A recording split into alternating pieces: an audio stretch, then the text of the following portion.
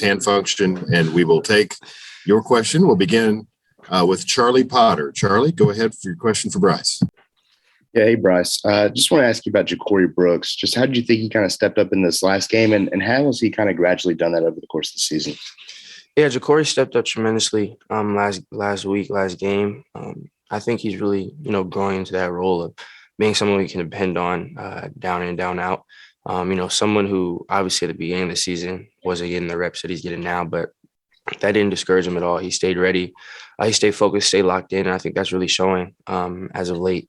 Someone, when his name was called, he responded. And that's always been a big thing for us is, having that next man up. So, it's been time for him to step up, and he's been doing a great job of that so far. And I have all the confidence in the world with him to continue to do that.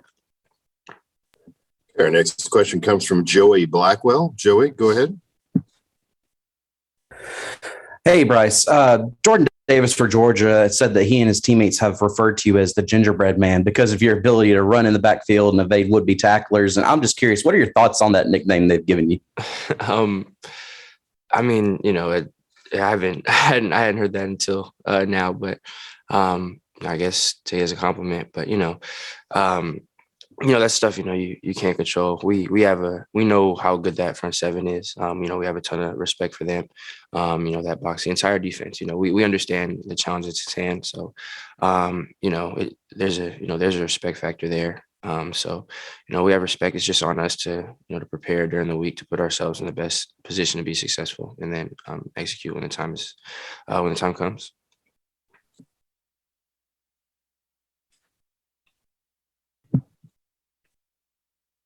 Next question will come from Paul Newberry. Go ahead, Paul. Hey, Bryce. Generally, what is it, the secret to Coach Saban that allows him, a guy who's almost 50 years or 50 years older than a lot of the guys he's coaching, to be able to relate to them and get them to listen to him and do what he wants? Obviously, it seems like would be a big part of his success to stay this good for this long. And do you remember anything just personally when you were being recruited by him, what drew you to not just Alabama and the winning, but, him personally from talking to you? Yeah, I think it starts all with the respect that we have for him. Obviously, what he's produced throughout his entire career, what he's meant to, this program, to the state. It really starts with the respect we all have for him. And then also really talks to Coach Saban how he's adapted over the years. The game has changed since he's been coaching. The players, the landscape of college football in general has changed. And for him to, be able to adapt, multiple times throughout his career, that's not easy for guys who have been doing it so long. And for him to have all the success he's had and then still be able to adapt and, kind of change, how he approaches everything. We see that, we recognize that, and that means a lot for us. And for me in recruiting, what really stuck out was how real he was. He never, some coaches can make you promises in recruiting. And, once you really understand it and start to think about it, nothing's promised in recruiting. And, when you start to hear those promises, it starts to become a little bit of a red flag, knowing that, hearing a coach promise you this or that when, you've heard it might not be like that when you get there. Coach Saban was always direct with me. He never promised me anything. He only promised me opportunities to compete. He had told me from the jump in recruiting that this wasn't a place for everyone, and exactly the type of player and person that he was looking for and that he knows thrives in this organization. And, that was the person and player that, I strive to be. So he was always honest, always real with me in recruiting. And that's something that really stuck with me and really separated this place from every other place in the country. Our next question comes from Nick Kelly. Go ahead, Nick. Hey, Bryce. Obviously, Alabama's had quite a run at quarterback with, Mac, Tua, yourself. Have you heard from those guys at all during, this kind of crazy month you've had? And if so, what's been the message from them? Yeah, I had heard from, and like you said, there's such a rich quarterback history here. I've heard from, I talked to Mac not too long ago, a couple of days ago, and him just telling me to keep going to finish, to lock in and all that. It's just to make sure that we finish everything off right, and to have to hear from Mac, really on a regular basis, and just to have that. That respect from the other guys in the past, for me, that means a lot. coming here, I understood the rich quarterback history. Being able to watch Mac last year, I really got to see what it was like, being right next to him. So, carrying on that legacy and doing what I can to, improve it, that means a lot to me. And I take a lot of pride in that. And, I think all those quarterbacks understand, being here and what our goal is as a team. So, kind of being able to tap into that and feed into that, knowing that, winning this game is always the goal for us at this program. So, just being able to feed off of that means a lot. Our next question will come from Ralph Russo. Go ahead, Ralph.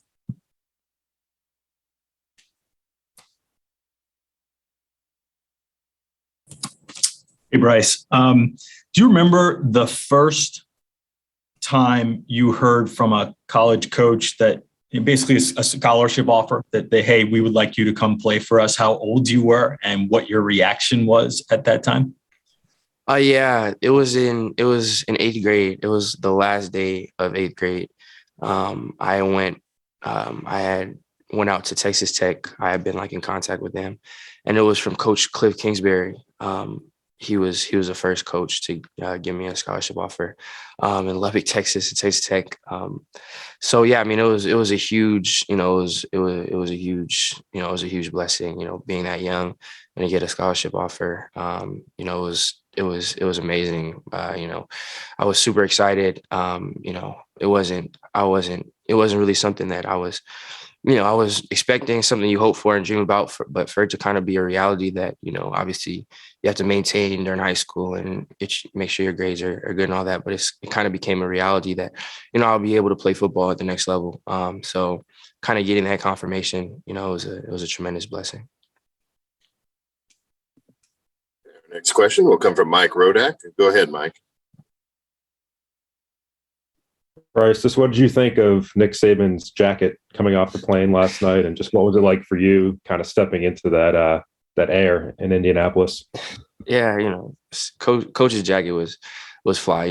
Coach is always gonna step in something we haven't seen before as a team, so that's to be expected. But stepping out in Indy, really just starts to set in. When the plane lands, you get out. It's obviously a different change in climate, but you really get that realization of, you're in this new environment. It's why you're here. Everyone understands what we're here for. So whenever you get that change in setting, it starts to get more and more real about what we've been working for. Knowing that the game's around the corner. So it was a great experience. It's always fun to play in different environments, but stepping out is really just that confirmation of when you get to the setting where you're going to play, what time it is. So for us, it was all just that reassurance and that confirmation to know that what we're here for, and it's time to lock in for that.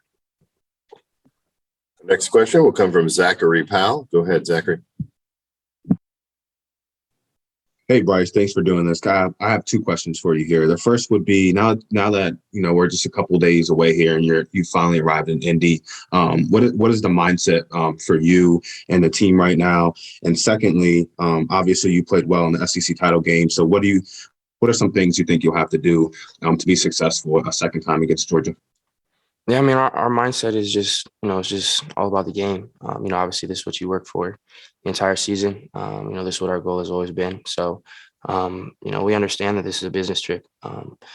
It's all for all of us. It's all about, the game on Monday. So it's a pretty simple mindset. It's not complicated at all. We all know what we're here for, and it's all about getting better and doing what we have to do to put ourselves in the best position when Monday comes. And for me, it's just about doing all I can to execute the game plan, taking what the defense gives. Again, just executing the calls and the reads as they are. I have tremendous faith in everyone around me and the coaching staff. So it's not.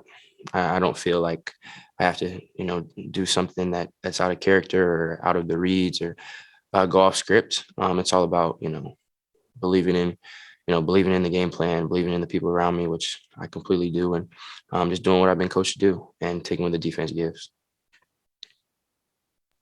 Our next question will come from Chris Brees. Go ahead, Chris.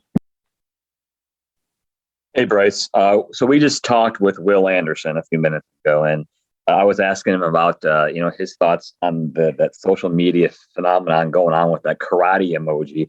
And he claims that he has no idea what any of that's about. Celebration. He says it's an offensive thing. Is he lying, number one? Does he know what it is? And how do you feel about that whole thing spreading like wildfire? Just the celebrations in the end zone. He claims he has no idea that that's an offensive thing and doesn't know why you guys do it. Oh, the celebrations. I mean, I believe him if he says it. That's kind of been our thing throughout the year. Those Karate Kid celebrations. So, I mean, I believe him if he said it. I don't think he has a reason to lie. But yeah, I mean, yeah, I can see it. He's probably on the sideline. No, Will, he's on the sideline, fire someone up or locked it when we're out there. So yeah, if he says it, I believe it. Our next question will come from Joe Will. Go ahead, Joe.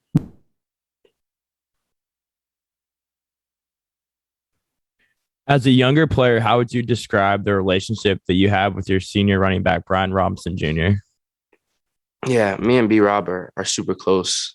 Lockers right next to each other, so I get to see him. I get to be around him all the time, and then obviously on the field. But B-Rob's someone I've been cool with since I first got here. Someone who's from Tuscaloosa, who has been in the program for a while. And when I first got here, he was someone who was always super cool with me.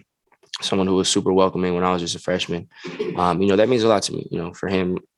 Last year, being here as long as he did, he didn't have to, go out of his way to make sure I was good and to look out for me as just a freshman. But he made a priority to do that, and that's always meant a lot for me. Not just in football, but in life, for someone to do that. So that's always meant a lot. And then throughout this year, obviously, we're always on the same page and stuff. On the field, off the field.